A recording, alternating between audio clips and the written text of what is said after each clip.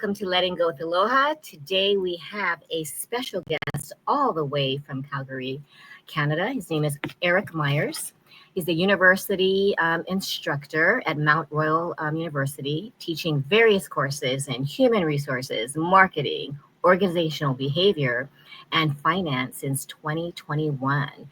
And he's received numerous teaching awards. So you know how just amazing Eric is in academics. But prior to his academic career, he worked in finance and banking. He's also a media commentator with local, national, and national news outlets. So let's welcome Eric.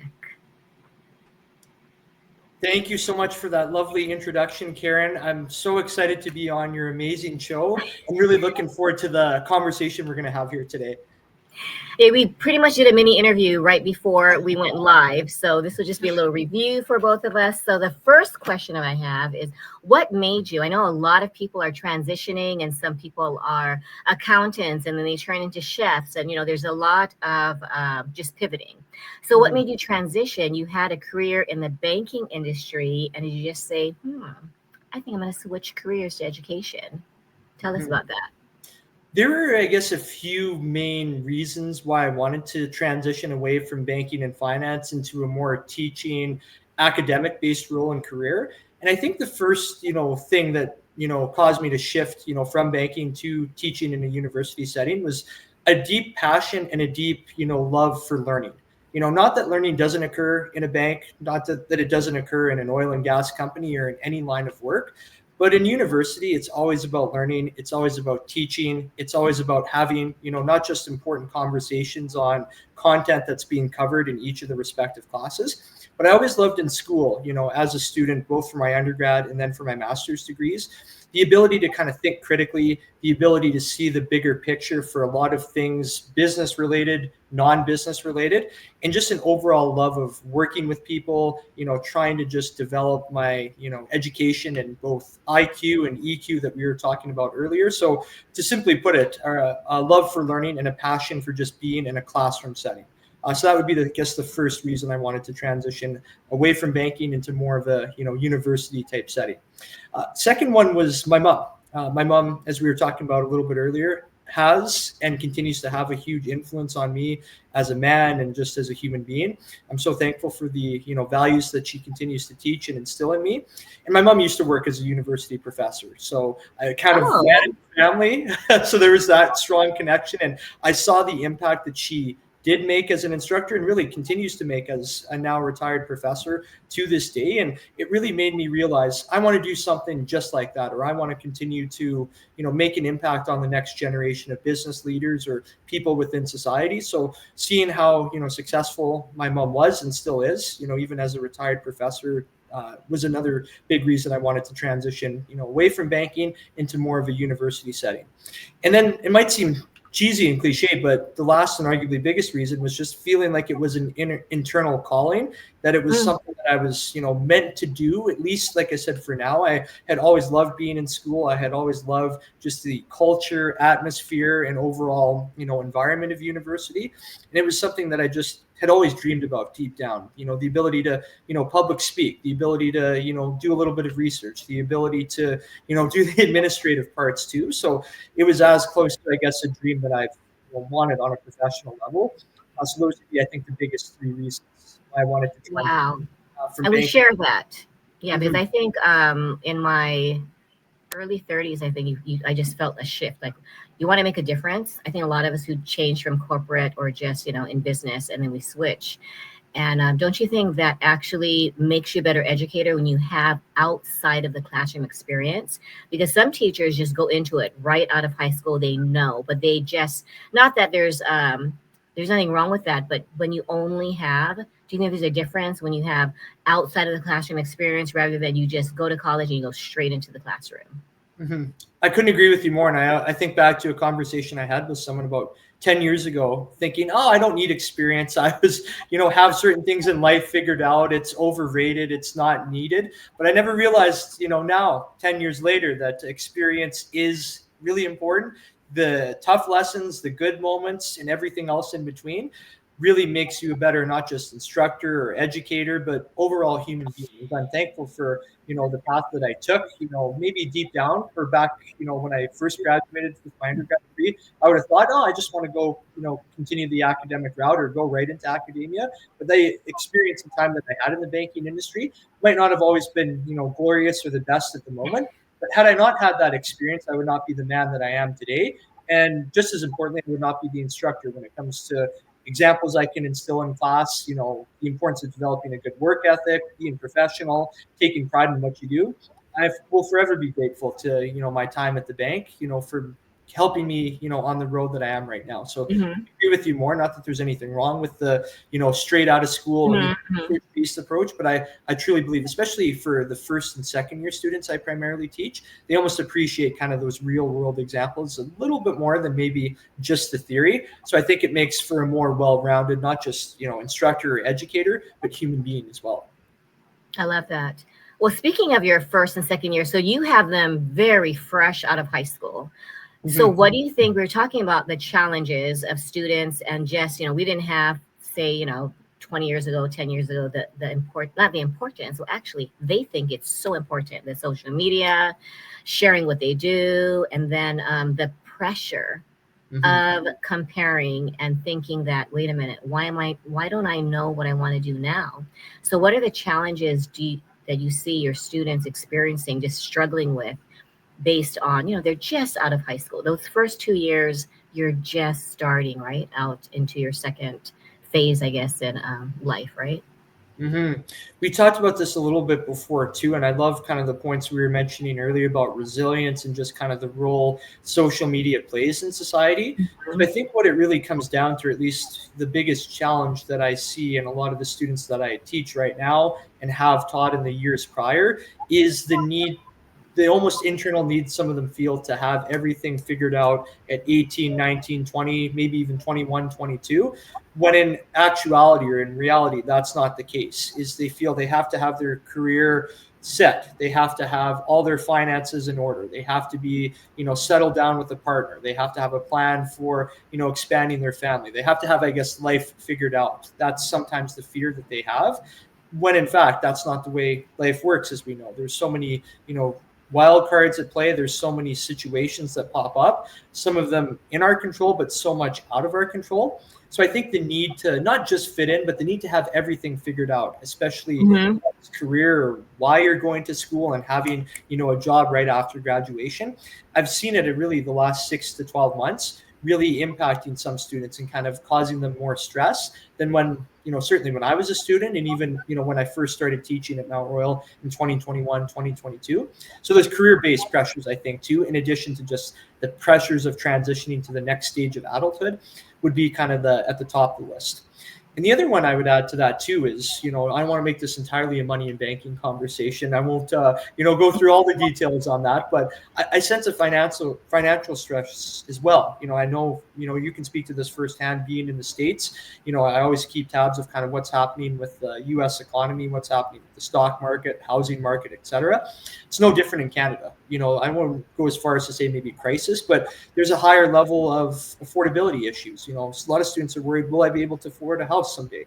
Will I be Mhm. able to retire, when I want to? Will I be able to go on vacations? Will I be able to have a good, standard of living and quality of life? So I've really sensed kind of that fear of, money, and, that the anxiousness of, running out of money or not being able to, get out of debt.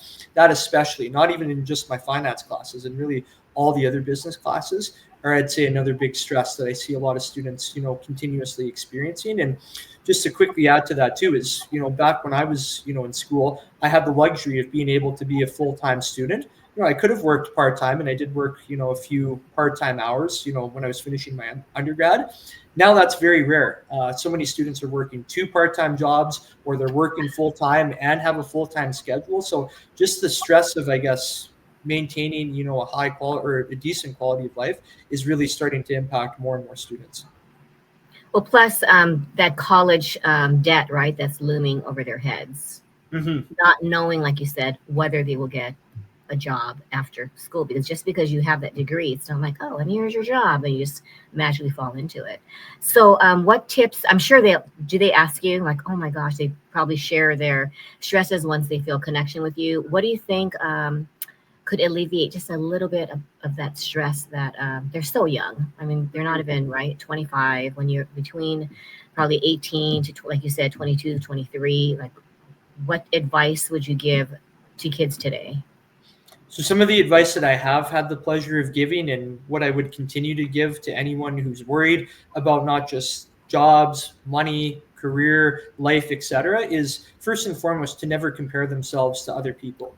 As great as social media is for forming connections, forming relationship, friendships, etc., one of the pitfalls of social media is it can sometimes create a false illusion, not just for young people. I can even sometimes fall prey to Yes. this at my stage in life too, that everything is going to be instant gratification. You can have something in the here and now, that there's the reward that comes without the work that goes on behind the scenes. So I always say to students, and I would even say this out loud to myself sometimes, if I ever wonder, should I be doing this or am I behind on something in life, Mm, to never compare yourself to others. Is everyone's journey is different.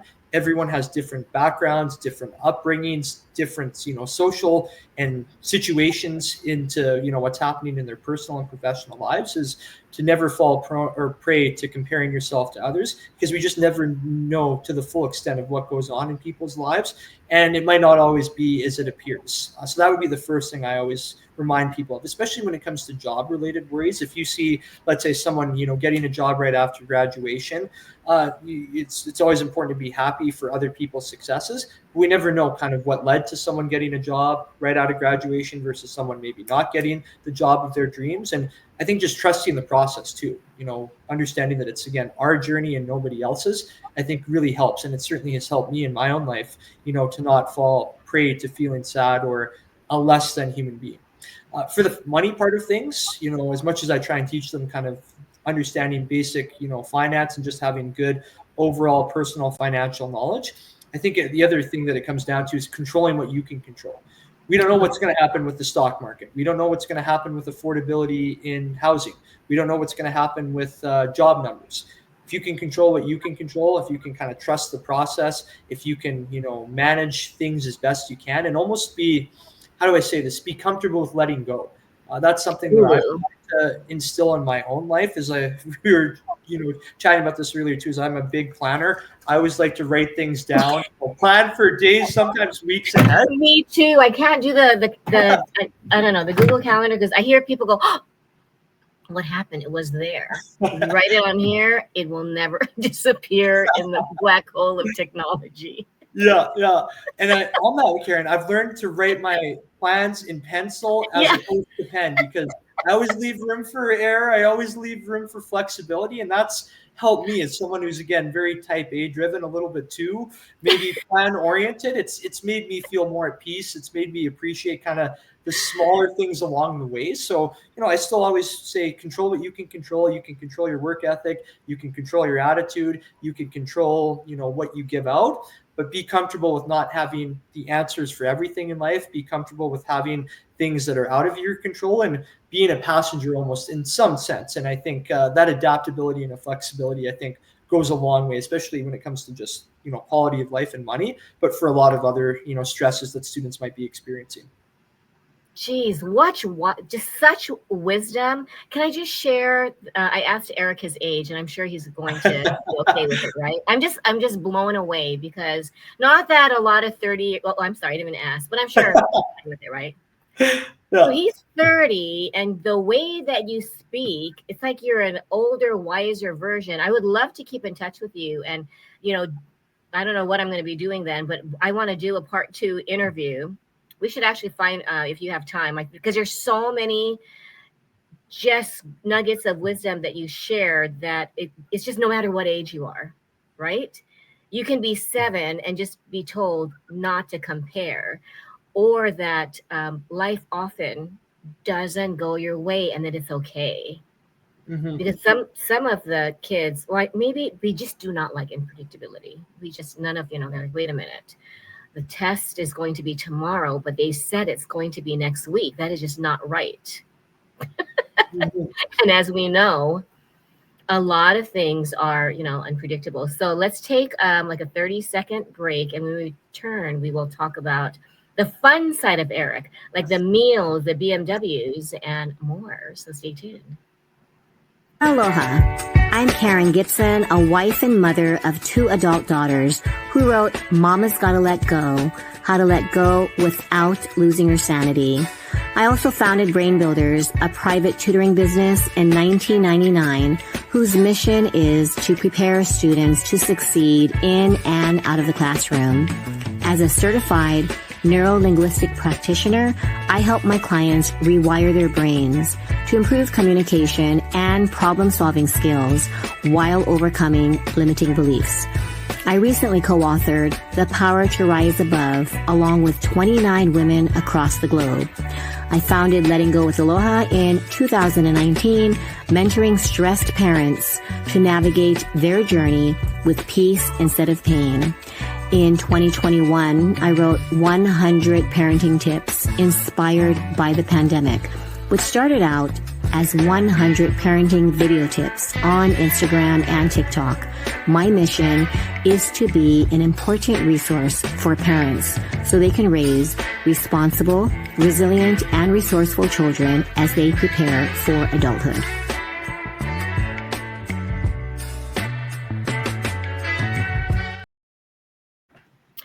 So now's the fun part. Let's learn more about like Eric, not the career, not the fine. That's really, really exciting too, though, because I think the second part, if you're willing to do part 2, is really deep dive into the importance of finance, because I think a lot of I don't know if you've seen this, they just will put stuff on credit cards just because it's like a $3,000 bed or a trip to see, just travel, right, in general, when they don't really have a savings. But that aside, I love when you said one of your pastimes was to cook. I was like, what? So what's your favorite go-to, and what's the feedback that you receive when they taste your cuisine? I love to eat. I'm not afraid to admit it out loud. Maybe I would be a foodie, or as close to a foodie as one can be. Is food to me is more not, it's not just about, nutrition. It's not just about, a need that we have in order to survive. It's more about a source of comfort. It's a source of, experiences. As I think a meal shared with our loved ones and friends is truly where, food is most maximized, and where food is, I think, most remembered and most, most happy, so to speak. So out of all the foods that are out there, I would say spaghetti, and more specifically pastas, are my favorite. And 2 parts of that is, number one, I just like the taste. I love the taste of, carbs. I love the taste of a little bit of meat sauce or bolognese sauce, or maybe, some other types of proteins, whether it's sausages or occasionally, a chicken or a shrimp. I love the different, again, varieties of pastas that can be made. So I think just the variety that pasta provides is one of the reasons it's one of my favorite foods, not just to eat, but to also make, whether it's for myself, whether it's for family members, whether it's for close friends, is just the experience and the source of comfort that pasta provides. And the second one is my grandma, used to make pasta and spaghetti, especially for my sister and I, when we were growing up. Or for those that aren't as familiar with, I guess, the Alberta geography, I'm based, as Karen was mentioning earlier, in Calgary, and my grandparents lived in a city called Edmonton. So it's about a 3-hour drive, north of Calgary. And my sister and I spent a lot of our summers when we were in school, with my grandparents, and we think so fondly of all the amazing memories that we had with both of them. And one of the, best meals that my grandma used to make my sister and I was her spaghetti. And she'd always, add like some special type of, garlic and sugar and just whatever spices she could come up with when making a delicious bowl of spaghetti and, meat sauce. So for, again, sentimental reasons, I always think of my grandma when I'm having spaghetti, and it just brings back a lot of, amazing memories in the past, current memories in the present, and I have no doubts future memories of, amazing, pasta meals that have yet to be had with people I know and people I think I've yet to meet. So I have a question about spaghetti. I always worry about like overcooking it. So if you had to give advice on how many minutes, I know it, and it varies. And my fear is that it's not it's either not just it's not just right, right? It's either too soft, too hard. What do you think if you just want it just right? What's the magic number? I think magic number for me, at least in Eric's version of a just right Yes. pasta dish or a just right spaghetti dish, would be, I'd say, between 10 to 12 minutes on a high temperature on the stovetop. I've also been able to cook a lot of other like rice dishes. That's, an honorary mention for foods that I most enjoy, especially I was talking to someone else about this, my love now for poke bowls. That's one of Oh, my favorite. wow. Yeah, I was hoping that amazing Hawaiian resident would appreciate me with Definitely. bowls. That is Wow. So it's a thing then. It's a global the thing. conversation. It's maybe that's getting up there on the list. Maybe it will be overtaking spaghetti in the next months ahead. It'll be a legacy. You'll create poke bowls for the next generation. Yeah. Okay, so this next question, passion for BMWs. How did it start? And you said a collection. So share how this passion started and what do you have? So passion for BMWs had to have started with my father. So my father purchased, I don't know if it was his first BMW or one of his first BMWs when I was about 10 years old. So it's been a few years ago now since he's had that vehicle. And I always liked that car that my dad purchased. I'll never forget at the time him coming home, with that vehicle. And I thought, even at a younger age, wow, this is a really cool car. This is really kind of shiny. This is really fancy. And then, being able to be first in the back seat and then eventually the passenger seat. And occasionally, after I got my license, my dad, would let me drive his BMW. So my father and I have, sometimes had disagreements on certain things, and every family dynamic's unique. But I'll always be grateful for the memories that my dad and I shared, in his BMW, whether it was him driving me and my sister to and from school, whether it was him driving me to, baseball practice and baseball games, road trips, whether it was, up to Edmonton or the province over in British Columbia. So upwards of 10 to 12 hours in the car.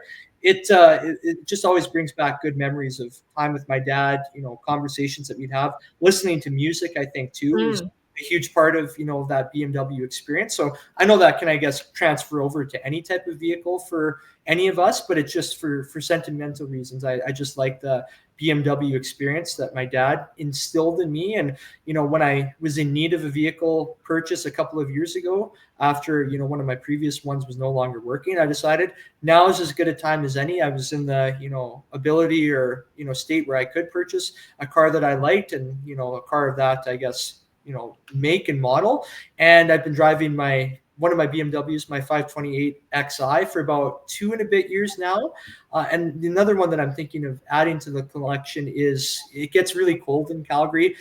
So nothing compared to the wonderful weather in Hawaii. Unfortunately, it snows too much here. It's too cold for my liking most of the time. But when it is warmer, when it is almost, convertible type weather, I'm looking at adding a similar type of model, in the next couple months or so, for more of the summer-based months. So that would be kind of the ideal, aim, the ideal hope. And yeah, the father connection is, my dad instilled in me a lot of good principles. He always taught me to work hard.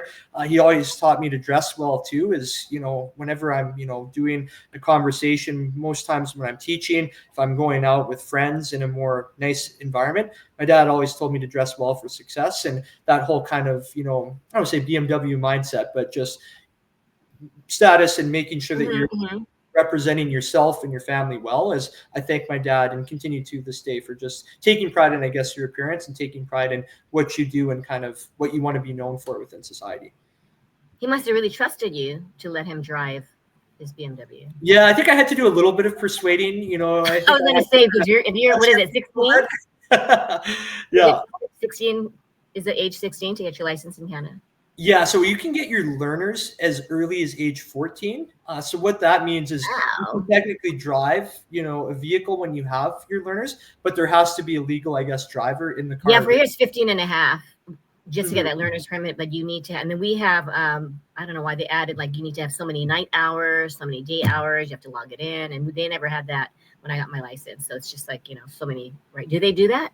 Do you have Yeah, to have? very similar to here in Alberta Wow. too. But there Okay. is kind of, you can't drive, I think, past a certain hour. You have Yeah. to, only go, I think, not so much distance, but yeah, there's definitely certain kind of criteria, certain checklists. And then once you, again, as early as 16, one can get their full kind of license within Alberta and be able to drive most vehicles. I guess it's different from like a car to a bus or something Oh, along. yes, yes. You have to have a special license. Yeah, you can drive, I guess, most type of regular, personal vehicles as early as 16 if you pass that road test. Mhm. And it's sometimes that's good, I guess. Other times maybe the age should be a little bit higher for safety. Yeah, they're thinking of raising it, but I don't know if that's ever going to happen. I think it's the same here in Alberta too. They keep saying they might want to do it, but I have yet to see anything, It's a change. controversy. Yeah, yeah. So my closing question, you just seem to you said type A, you seem very driven. You seem like you always do the right thing. Has there ever been a time, Eric, where you just like, you know what? I mean, there's got to be something that you did that maybe wasn't on the, you know, straight and narrow path. Let's share that. We hmm won't tell anyone. I appreciate those kind words, Karen. That means so much on so many ways I can, more ways than I can describe. Is I think it goes back to what we were talking about earlier. Part of my journey, part of why I try and just pride myself in what I do, why I try and be as optimistic, positive as possible, is it wasn't always this way. There were times in my life where I struggled with just anxiousness. I struggled with fitting in. I Mhm. struggled sometimes managing my emotions. I love that we talked Mm, you a little yes, bit earlier. And if we have the opportunity to have part two of the conversation, I'd that love to. would be really good. Just the emotional management. Is I struggled with managing my emotions when I was younger. I would sometimes be maybe not so much impulsive, but I can't really think of any other word to describe it. As I could sometimes be impulsive. I would sometimes get more agitated, more angry if things wouldn't go my way. I would sometimes have a sense of bitterness. I would sometimes have a feeling of jealousy if things didn't work out my way, but they were for someone else. If I felt that someone had wronged me, whether it was Mhm. true or whether it was more just kind of misperceptions on my end, I would feel the need to not necessarily balance the scales, but just suffer in kind of sorrow or suffer in misery. So I think those tougher lessons in life and kind of, having those emotional kind of roller coasters of those emotional, feelings caused me to, really grow, work on myself, understand what do I want to be as I get older in life and what do I want to continue to grow and evolve in. So learning the importance of patience, learning the importance of empathy, learning the importance of family dynamics. As I guess every teenager can sometimes be moody and Yes. their parents. You can attest to that having two, adult children.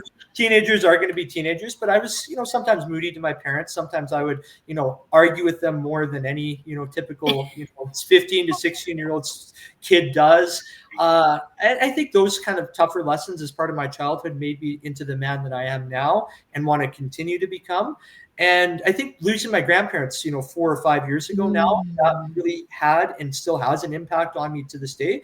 I miss them immensely. And this could also go into part two of the conversation, maybe even Yes, like definitely, definitely. I love watching soap operas. I mentioned this on our friend Bonnie's show. Is I'm a big soap opera fan, maybe a little bit too much for someone my age and stuff, but trying to get my girlfriend into watching soap operas too, and slowly but surely getting there. But every Well, time it's I watch real life, though. You're talking about really embracing and enduring. How do you like overcome? That's why I think the dramas are getting so popular right now because people, oh wow, it's not just or it makes you feel better because you just think, whoa, that's Mhm. like real drama. It's So, so true. what is your how did you learn to manage it all? I mean, not Mhm. all, but how did you? Because that, don't you think? I mean, in my opinion, as I've been tutoring, it's been what, almost 30 years. Emotional management is not easy to do. So, Mhm. what do you think is one tip, or how did you learn how to, not?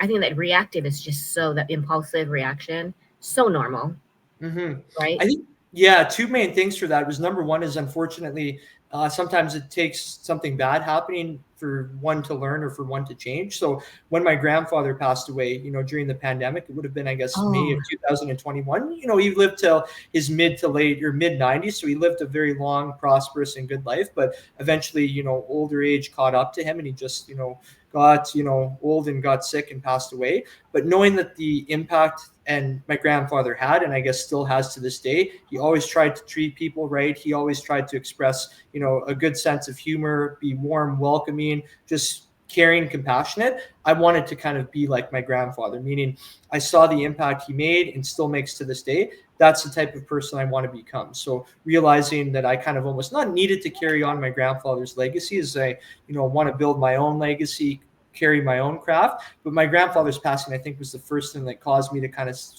realize I got to, be doing things a little bit differently, or I got to go back to what my grandfather would do, if he were still here. And I think the second one too was just really assessing, what do I want to give out in this world? Do I want to be someone who's maybe more powerful, who instills fear or instills, the vibe of not messing around or not wanting to be someone that, upset someone? Or do I want to be someone that's known as more nurturing, warm, empathetic, compassionate? And I think that was the other kind of internal decision I had to make, was I was at kind of that crossroads, or I felt like I was at a crossroads of what path did I want to take. And that, I think, caused me to work on, managing my emotions better, not doing things in the heat of the moment, taking a step back, really realizing that you're never going to 100% please everyone. There's always going to be people that don't like any of us for a variety of different reasons. And I think just being okay with that and really understanding it's family that's most important, really close friends. Everything else is kind of not necessarily secondary, but just really understanding my values. I think understanding what was most important to me, and just breathing and working on patience, I think, was another third component of that too, that just made me feel less tense on a lot of different things. That requires mega awareness. But I love how you said that. You have the awareness and then just the choice. Mm-hmm. And I think that's half the battle sometimes, is being aware. And just like we were talking about for EQ, is it's not just the management of one's emotions, it's the awareness that sometimes people can struggle with, cannot know, can ever find out, so to speak, is being able to ask and do almost that deep introspection on ourselves, and realizing, okay, I might not like what I hear, I might not like what I, realize or feel, but am I willing to kind of do the work? Am I willing to ask myself the tough questions? Am I willing to get feedback? I was not afraid to ask for feedback from family members, friends, about what are ways I can be a better son? What are ways I can be a better brother? What are ways I can be a better friend? And I think being willing to do the work, as it goes back to what we talked about earlier, about sometimes in society, that need for instant gratification. Mm-hmm. The best things in life are worth waiting for. The best things in life require, either physical work or mental work too. So I think being willing to go down that path, it continues to make everything worthwhile and just as it's meant to, which is so nice. Wow. This is one of the best. I don't want everyone else. Wait, my interview wasn't as good, but this, no, it was just so empowering, because when you said, you asked, I don't know how many people, well, how can I be a, better, son, or, better human, basically. And then taking that feedback and knowing that it's not anything personal, right? Because sometimes people might tell you something, you're like, wait a minute, what? Mm-hmm. And that is also because, that criticism, it's actually helpful. But while we are definitely, if you don't mind, scheduling a part 2, because I think just the latter part of what you shared will help people. There's some people think I've heard, no, I can't, I'm not going to accept that, so I'm not going to talk to them anymore. And these are families, right? Somehow there's so many families, and I think you probably witnessed this, where there just no communication, and then they just cut ties. And this is with family, but also friends become families. So then there's no communication. It's kind of like a mini divorce, right? Mm-hmm. Yeah, and I'm learning that even more and more as I go on in life, is there's people that come into all of our lives for a variety of different reasons. Sometimes they stay long term, other times it's more short term. But family, to me especially, and I've that's the other thing, just to quickly add to the last question, about I've learned to be kind of non-judgmental too. Not that I'd say I was before, but sometimes I would kind of like, oh, why is so and so doing this, or why is so and so not in touch with X relative or X friend anymore? I think just understanding life is tricky. It's not black and white. It's that whole gray area. Hence why I love soap operas too, is it just puts things in perspective. It really puts things, into, reminds us of what's most important. And I always, do everything in my power to, be there for my family. My family will always be close to me, and just understanding kind of the trickiness and how, life is complex and we're all kind of doing the best that we can. That's really put things in perspective for me. Great closure, but I just realized I have one more question. What is a soap opera that everyone should watch according to your eyes? Yeah, I think number one on my list has to be General Hospital. Oh my gosh, my friend has watched that from the beginning, and she will record and sometimes be weeks behind, but it's like, wow.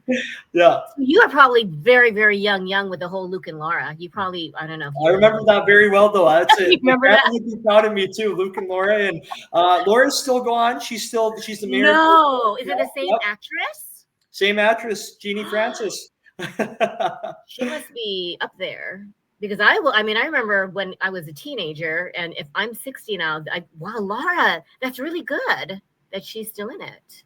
Yeah, she's still going strong. That's what I love about these shows too. Some of the actors and actresses have been there for decades upon decades, and again, it's like the sentimental and resilience, right? Talk about mega resilience. Mm-hmm. Yeah, I think that's so important for any walk of life, but it's a good reminder for all of us to learn the importance of that mental toughness, like we talked about. I might just watch an episode today. Yeah, there you go. You won't regret it. Thank you so much, Eric. We really appreciate it. And let me know. I think we will do part 2 if you're up for it. But I would love to hear anyone watching this interview. What is the one takeaway? Because there are a lot of takeaways that Eric gave us. But what is one takeaway? And maybe even a question or two that you would love to hear. And Eric will be answering that, right? I'm sure you don't mind answering any questions. Being a professor, you're asked questions all the time. I would be honored, Karen. Any questions are welcome, and I loved every part of our conversation today. Thank you again for having me. Thank you to everyone who was tuning in. Thank you to all our great viewers. And Karen, like I said, I think the world of her. She's amazing on so many different fronts from the time that we were on our mutual friend Bonnie's show, and life continues to be a gift. It's not always, as I've learned, going to be sunshine and roses. There's tough days, but trust the process. Take every day as it comes, and remembering the simple things. And this is a perfect example of that, is having an amazing conversation, having a little coffee too. That's the best source of happiness. So to whatever that is for our amazing viewers, find what makes you most happy. Always take time through that, or for that.